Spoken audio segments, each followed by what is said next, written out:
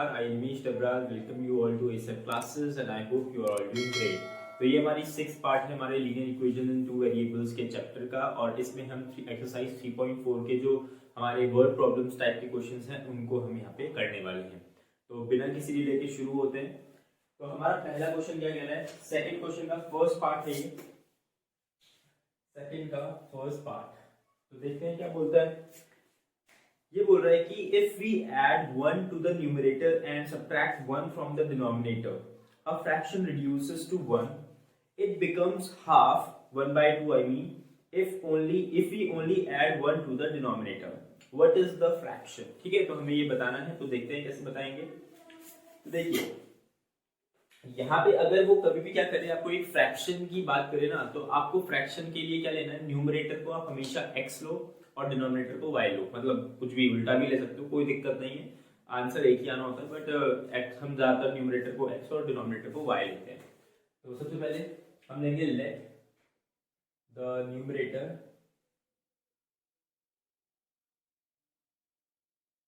B x and the denominator need to be y, है ना। हमने न्यूमरेटर को x ले लिया, डिनोमिनेटर को y ले लिया। फिर से देखो क्या बोला है कि if we add 1 to the numerator and subtract 1 from the denominator, तो ये कुछ हो रहा है। अब x अपॉन y आपका कोई फ्रैक्शन था, इसमें क्या किया उसने, न्यूमरेटर में 1 ऐड किया, तो यहाँ पे 1 ऐड किया और डिनोमिनेटर से 1 माइनस किया। तो जो हमारा फ्रैक्शन है ना वो क्या बन जा रहा है, अ फ्रैक्शन रिड्यूसेस टू 1, तो ये इक्वल टू 1 के बन जाता है। तो पहली इक्वेशन ये आ गई। अब आप इसको थोड़ा सा सिंप्लीफाई कर दो, यहाँ पे हो जाएगा x + 1 = y - 1, क्रॉस मल्टीप्लाई कर दिया, तो यहाँ से x - y = -2, ये कुछ ऐसा आ जाएगा। ये हो गई हमारी फर्स्ट इक्वेशन। फिर देखो उसने नेक्स्ट जो स्टेटमेंट है उसमें क्या बोला है, इट बिकम्स, मतलब जो फ्रैक्शन है वो बन जाता है 1/2 जब क्या करते हैं, if we only add 1 to the denominator, अगर हम सिर्फ डिनोमिनेटर में 1 ऐड करें। तो अब सेकंड सिचुएशन के हिसाब से अकॉर्डिंग टू सेकंड कंडीशन, ठीक है, सेकंड कंडीशन के हिसाब से क्या है कि x अपॉन y में हमने क्या किया, 1 ऐड कर दिया, ठीक है। तो ये इक्वल्स टू हो जाता है 1/2 के। अब इसे भी क्रॉस मल्टीप्लाई कर दो, यहाँ हो जाएगा 2x = y + 1 या फिर 2x - y = 1। तो ये आपकी सेकंड इक्वेशन हो गई है। तो आप देखो अब इसको ना, अब ये मत समझना कि इसको हमें सिर्फ एलिमिनेशन मेथड से ही हमें सॉल्व करना है। आप दोनों मेथड्स का इस्तेमाल कर सकते हो, या मतलब सब्स्टिट्यूशन का या एलिमिनेशन का, वो आपकी मर्जी है। बट ये एक्सरसाइज में आपको मतलब एलिमिनेशन सिखाया गया है, तो इसीलिए इस एक्सरसाइज में एलिमिनेशन का ही यूज करो, ताकि एलिमिनेशन थोड़ा सा आपके हाथ में बैठना शुरू कर जाए, ठीक है। जितना आप क्या करना है, हर एक क्वेश्चन को आप एक बार सब्स्टिट्यूशन से करके देखना, एक बार एलिमिनेशन से करके देखना, तो उससे क्या होगा, दोनों में आपका हाथ साफ होता चला जाएगा और आपको किसी भी मेथड से प्रॉब्लम नहीं होगी सॉल्व करने में। और उससे क्या होगा कि आपको ये भी पता चलेगा कौन से क्वेश्चन को हम सब्स्टिट्यूशन से करें, कौन से को एलिमिनेशन से करें, मतलब किससे ज्यादा इजी पड़ रहा है ना। तो एक ही क्वेश्चन को दोनों तरीके से करोगे तो समझ में आता रहेगा। चलिए फिर यहाँ देखो, अब देखो हमारे यहाँ पे अगर मैं क्या कर दूं, जो y है हमारा, जो उसका कोफिशिएंट है वो दोनों का इक्वल है और दोनों का साइन भी सेम है। तो क्या कर सकते हैं, दोनों इक्वेशंस को सबट्रैक्ट कर देते हैं आपस में, तो एक का साइन चेंज हो जाएगा, एक का प्लस हो जाएगा, तो वो दूसरे से कैंसिल हो जाएगा। तो देखो फिर हम बोलेंगे सबट्रैक्टिंग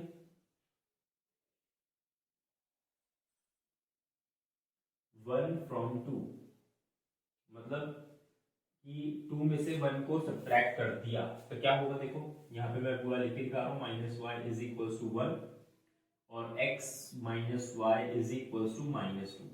तो देखो साइन चेंज होगा, ये माइनस, ये प्लस, ये प्लस। तो देखो ये तो कैंसिल हो जाएगा क्योंकि माइनस प्लस कैंसिल, ये माइनस का हो गया तो ये आ जाएगा आपका x इक्वल्स टू, यहाँ पे देखो ये प्लस 1 + 2 3 बन जाएगा, तो आपका ये हो चुका है x = 3। अब क्या करो, इन दोनों में एक इक्वेशन में पुट कर दो, तो यहाँ पे पुट कर लेते हैं, तो ये हो जाएगा पुट x = 3 in 1, तो ये आ गया 3 - y = -2 माइनस वाई करके प्लस वाई और ये इधर आके प्लस टू, तो y is equals to 3 plus 2 हो जाएगा ऐसा कुछ, और y इज इक्वल्स टू 5 आ जाएगा। ठीक है, तो यहाँ पे आप लिखेंगे, फिर यहाँ पे आंसर को मत छोड़ना, क्योंकि ये आंसर अगर छोड़ोगे तो मार्क्स कट सकते हैं, क्योंकि उसने क्वेश्चन में क्या पूछेगा कि वो फाइंड द फ्रैक्शन, ठीक है, फ्रैक्शन ढूंढना है, तो आपको यहाँ पे लिख के दिखाना पड़ेगा द रिक्वायर्ड फ्रैक्शन इज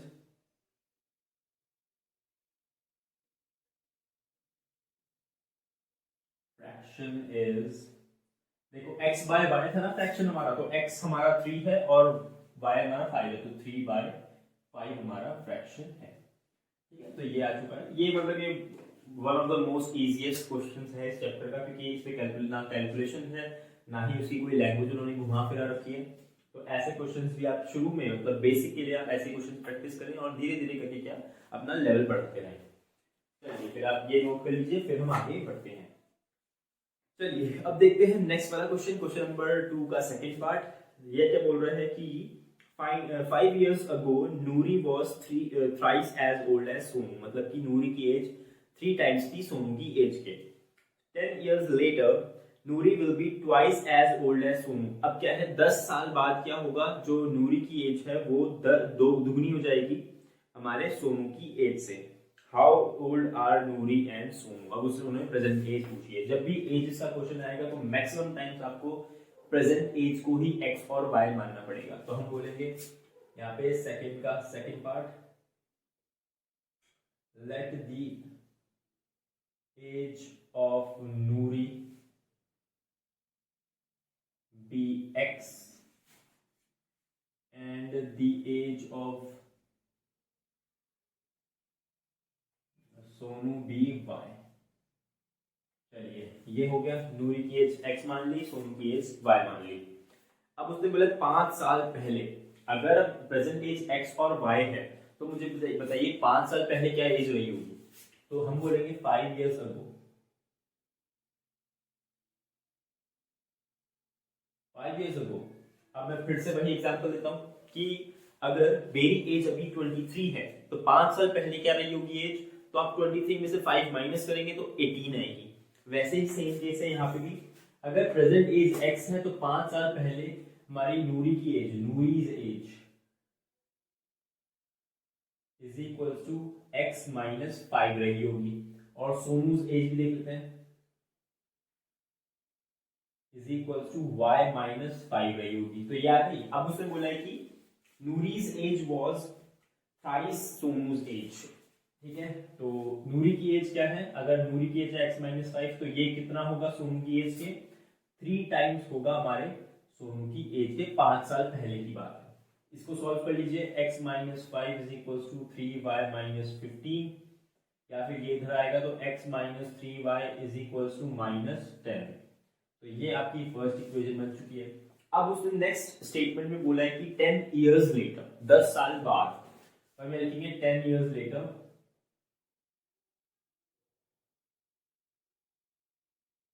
10 साल बाद। देखो अब उसने यहां से 10 साल बाद नहीं बोला है, उसने प्रेजेंट एज से 10 साल बाद बोला है।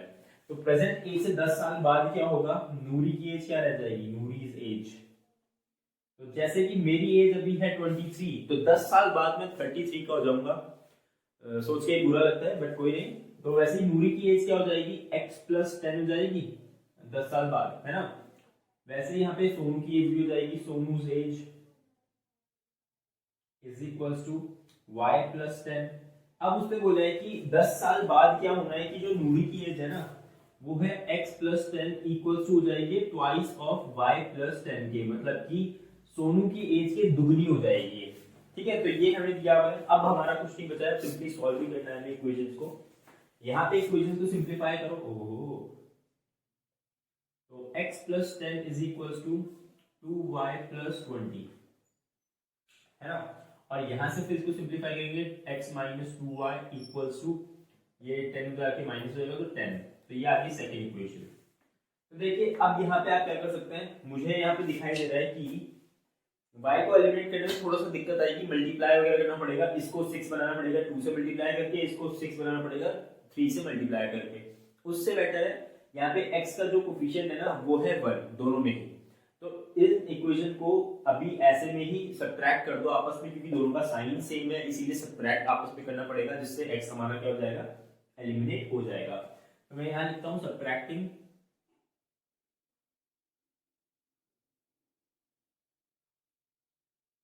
1 from 2, दो में से एक को माइनस कर दिया, तो क्या हो जाएगा यहाँ पे x minus 2y is equal to 10, यहाँ आ जाएगा x minus 3y equal to minus 10। तो अब देखो साइन चेंज करते हैं, तो ये प्लस का माइनस, माइनस का प्लस, माइनस का प्लस, ठीक है, ये हो चुका है।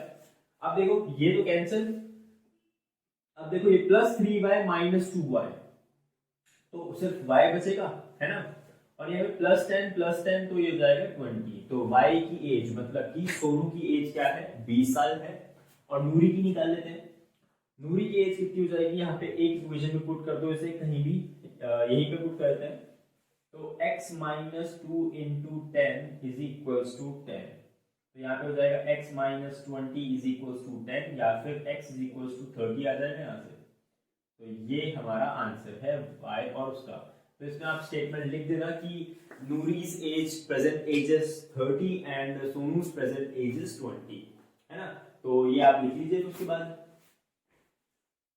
क्वेश्चन नंबर 2 का थर्ड पार्ट देखिए, थर्ड पार्ट क्या बोल रहा है, the sum of the digits of a 2 digit number is 9, also 9 times this number is twice the number obtained by reversing the order of the digits, find the number।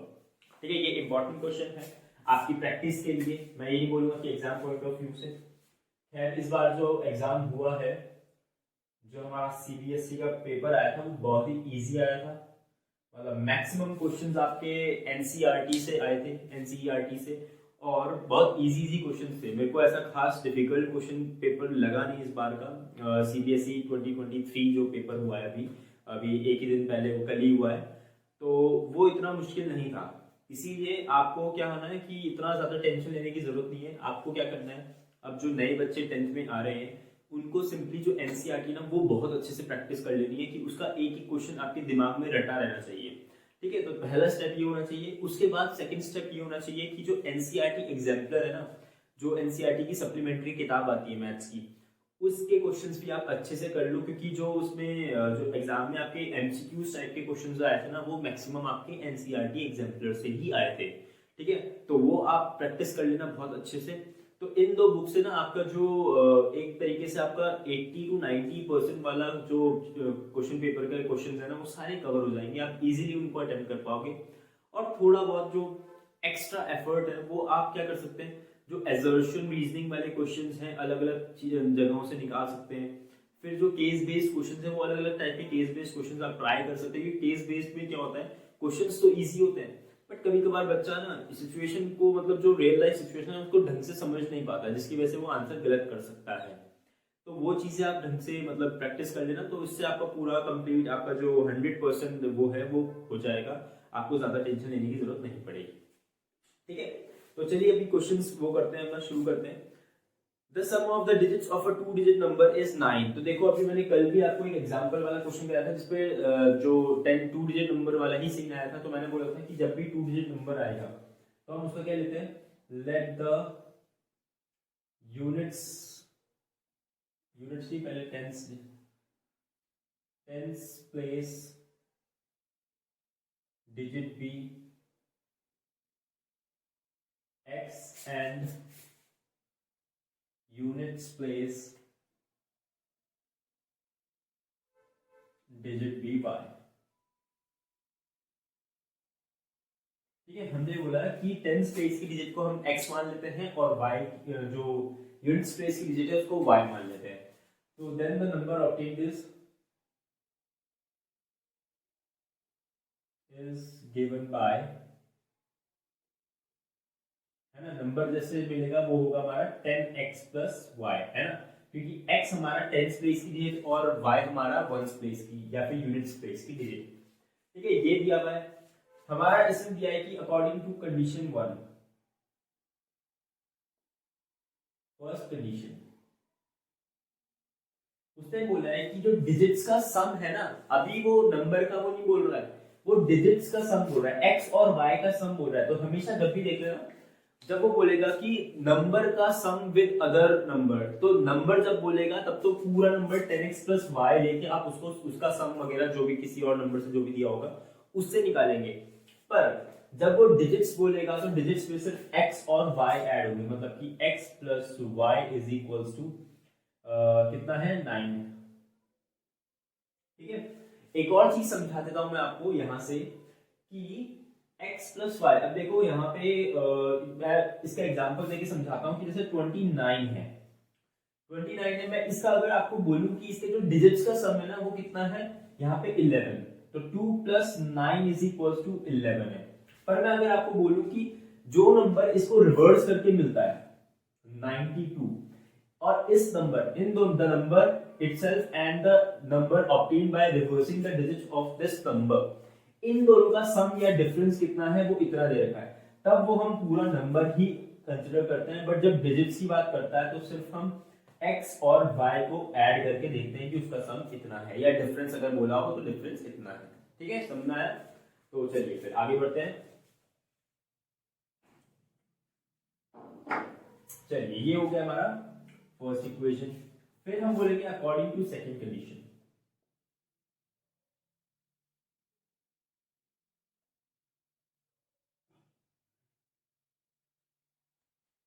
According to second condition, तो देखिए second condition में क्या बोल रहा है वो, also 9 times this number is, देखो 9 times this number, तो इसको अगर 9 टाइम्स कर दें 10x plus y is equal to, आप उससे बोला है कि 9 times this number is twice the number obtained by reversing the order of the digits. Twice the number obtained by reversing the order of the digits. अब जो x की जगह पे y आ जाएगा और y की जगह पे x चला जाएगा, तो ऐसे 10y plus x। ठीक है, तो reversing the order of the digits का मतलब ये हो जाता है। तो उसने बोला है कि 9 times this number is twice the number obtained by reversing the order of the digits। तो इसका हमारा मीनिंग ये निकलता है। अब इसको क्या करो, सिंप्लीफाई करो थोड़ा सा। यहाँ पे 90x plus 9y is equal to 20y plus 2x, ऐसा कुछ आ जाएगा। इसको यहाँ ले आते हैं तो ये आएगा 88x, और ये हो जाएगा, यहाँ पे माइनस होगा तो minus 11y is equal to 0, ये ऐसा आएगा। अब देखो यहाँ से 8, ये 11 कॉमन आ जाएगा, तो 11 कॉमन आएगा तो 8x minus y is equal to 0, या 8x minus y is equal to 0। देखा, अब यहाँ से देखो y की वैल्यू आपने निकाल दी 8x। ठीक है, यहाँ पे आप अगर सब्स्टिट्यूशन मेथड लगा दोगे तो ज्यादा इजी पड़ेगा, एलिमिनेशन कुछ नहीं करना पड़ेगा। और अगर आप सब्स्टिट्यूशन नहीं भी लगाना चाहते हो तो सिंपली आप ऐसे भी कर सकते हो, इसको सेकंड इक्वेशन माना। अब यहाँ पे देखो, आपको दिखेगा कि फर्स्ट इक्वेशन में y पॉजिटिव है, सेकंड इक्वेशन में y नेगेटिव है, और दोनों का कोफिशिएंट जो है वो 1 1 है। तो आप स्ट्रेट अवे क्या कर सकते हैं, you can add both the equations और आपको इजीली x की वैल्यू मिल जाएगी। तो हम बोलेंगे एडिंग इक्वेशन 1 एंड 2, तो ये क्या होगा, x plus y is equal to 9 और 8x plus minus y equal to 0। तो जब ऐड करेंगे तो y से y कैंसिल हो जाएगा, या 9x आएगा इज इक्वल टू 9, या x इज इक्वल टू 1 आ जाएगा। तो x की वैल्यू आपकी 1 आ गई। अब y की वैल्यू निकाल लो, किसी एक इक्वेशन में रख के इसमें रख देते हैं, तो 1 plus y is equal to 9 है, या y इज इक्वल टू 8 आ जाएगा। तो यहाँ पे लिख दिया the number, the required number is 1818, है ना, क्योंकि 10 स्पेस पे 1 आना था, x की वैल्यू 1 है, और 1 स्पेस पे 8 आना था, तो 18 आपका नंबर आ चुका है। तो चलिए आप ये भी नोट कर लीजिए, आई होप आपको ये समझ में आ गया होगा। चलिए अब क्वेश्चन नंबर 4 देखते हैं। क्वेश्चन नंबर 4 क्या बोल रहा है, Meena went to a bank to withdraw 2000 rupees. She asked the cashier to give her 50 rupees and 100 rupees notes only. Me now got 25 notes in all. Find how many notes of 50 rupees and 100 rupees she received. तो काफी ज्यादा easy question है, ये तो छोटी class में भी आपने किया होगा, और ये लीनियर इक्वेशंस का नहीं, आपको ये उसका भी बना सकते हैं, वन वेरिएबल में भी बना सकते हैं इसको। तो देखो हम यहाँ पे बोल देंगे जो चीज हमें निकालनी है, number of 50 rupees notes and number of 100 rupee notes, उनको x और y मान लेंगे। तो हम बोलेंगे let the number of 50 notes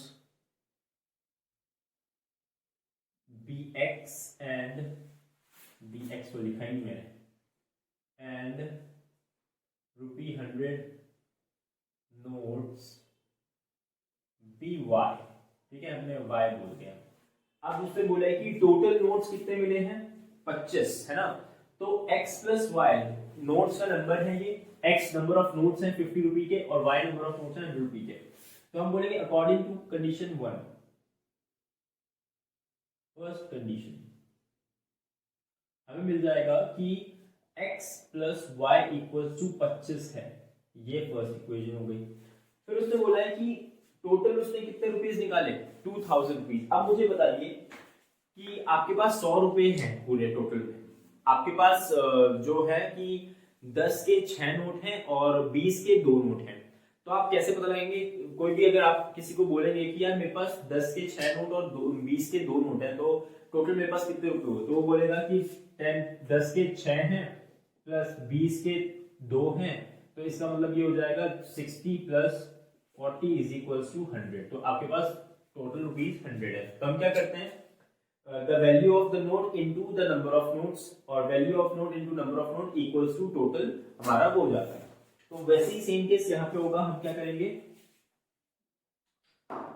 हमारा x नोट्स हैं जिनकी वैल्यू, जिसपे एक की वैल्यू कितनी है 50, तो हम बोलेंगे अकॉर्डिंग टू सेकंड कंडीशन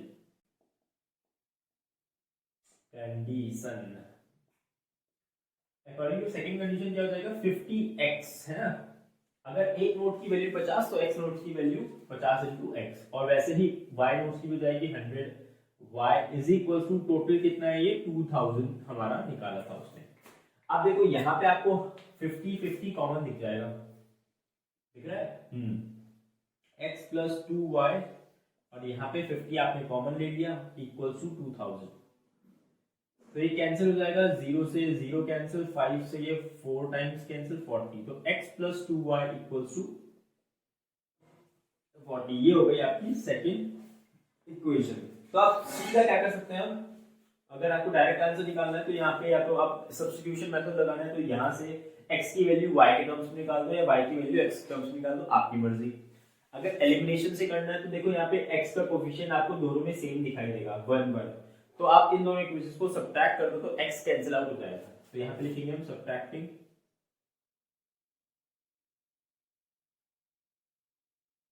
1/2। तो 1/2 2/1 जो लिखना है आपको लिखो। तो मैं यहाँ पे पहले 1/2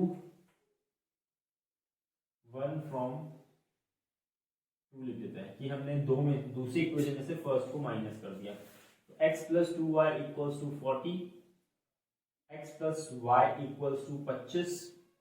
अब माइनस कर रहे हैं तो साइन चेंज होगा सबका, तो x से x कैंसिल हो जाएगा, 2y से y गया तो y ही बचेगा यहाँ पे सिर्फ, इक्वल्स टू 40 में से 25 गया तो 15 बचेगा, तो y की वैल्यू आ चुकी है आपकी 15।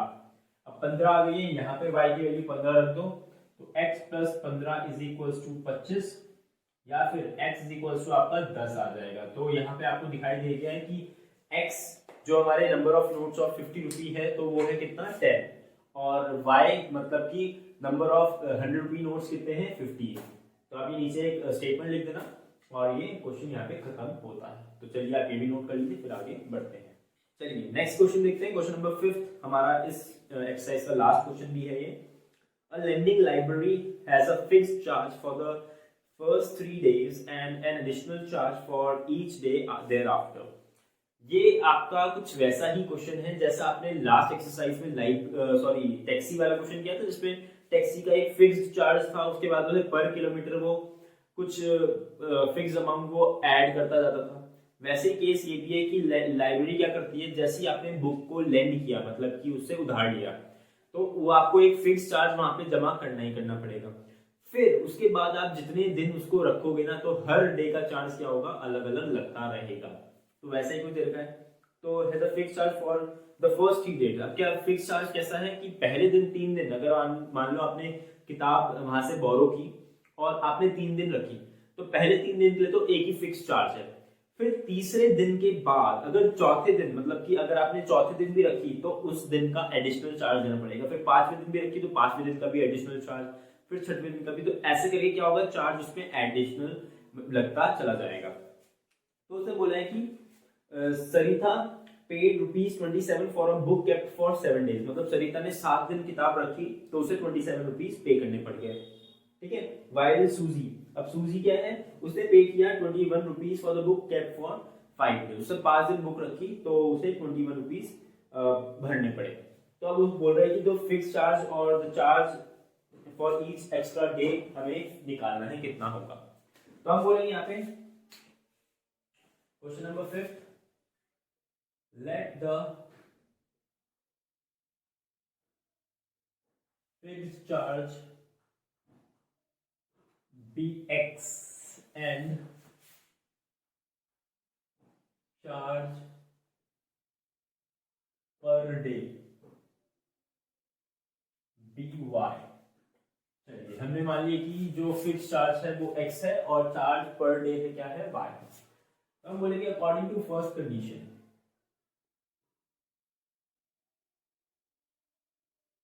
फर्स्ट कंडीशन के हिसाब से देखते हैं। अब उसने क्या बोलता है कि सरिता ने क्या किया था, 7 दिन के लिए किताब रखी, उसे ₹27 भरना पड़ा। तो देखो 7 दिन के लिए अगर किताब लिए तो पहले 3 दिन तो उसे फिक्स चार्ज ही देना पड़ा होगा। तो पहले 3 दिन के लिए हमने यहाँ पे x मान लिया। अब 7 में से 3 दिन तो माइनस हो गए, वो फिक्स चार्ज ने पूरे कर दिए, पर बाकी के बचे 4 दिन भी तो है। 7 में से 3 माइनस हुआ 4, तो उसके लिए उसने क्या दिया होगा, हर 4 दिन का मतलब हर एक दिन का उसने एक फिक्स चार्ज y दिया होगा। तो कितना फिक्स चार्ज दिया उसने, 4y दिया होगा है ना, 4 times of y equals to, ये टोटल मिला के कितना है, ₹27। तो ये फर्स्ट इक्वेशन आपकी हो गई। फिर अकॉर्डिंग टू सेकंड कंडीशन देखते हैं।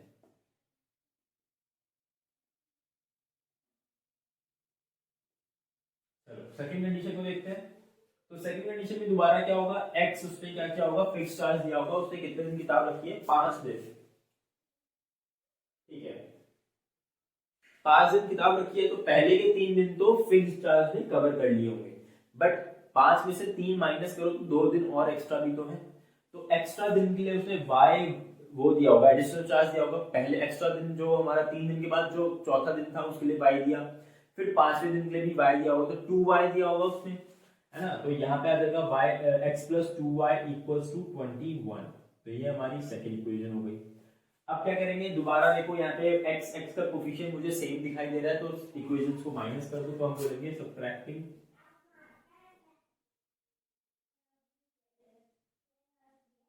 2 from 1।